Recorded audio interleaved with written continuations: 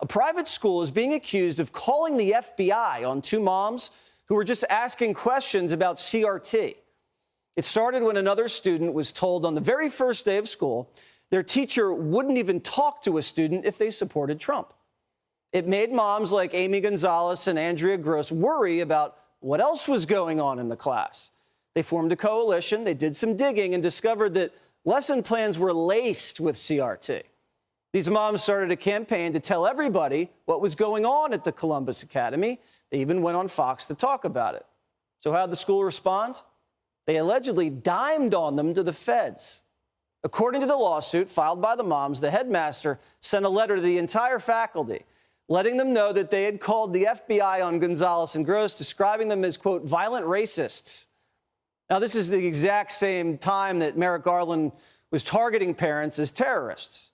And to make matters worse, the school expelled the kids at the end of the year. So now the moms are suing.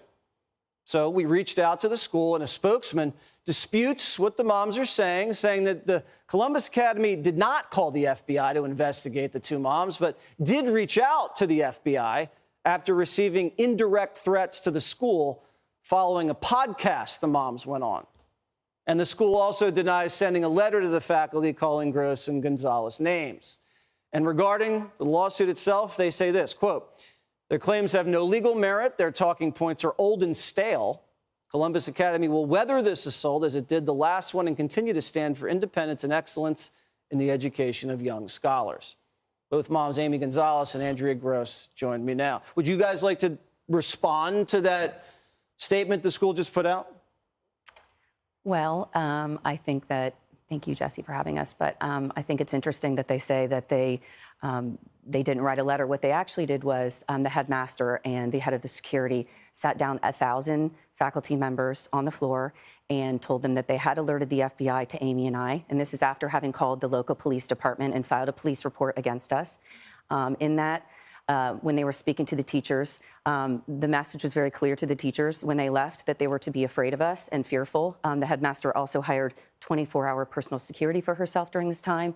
During that entire time, Amy and I were going into campus every single day. I was coaching the girls lacrosse team for the 6th and 7th graders. Amy was a lower school parent. I was a 10th grade parent. This was the entire school year. And so we know after looking into their financials, that those were all a diversion for us to not dig deeper into what the finances were. So there's nothing old about this. The new thing about this is the 990s that we hope everyone will look at. Those are public records. We had the opportunity to have an accountant take a look into those very carefully, and what we have found is some significant instances of violations of what we believe to be 501c3 tax. Oh, so you're saying that this was a diversion because there's some financial shenanigans at the school that you guys might have been zeroing in on. Are you a domestic terrorist? No, I am not.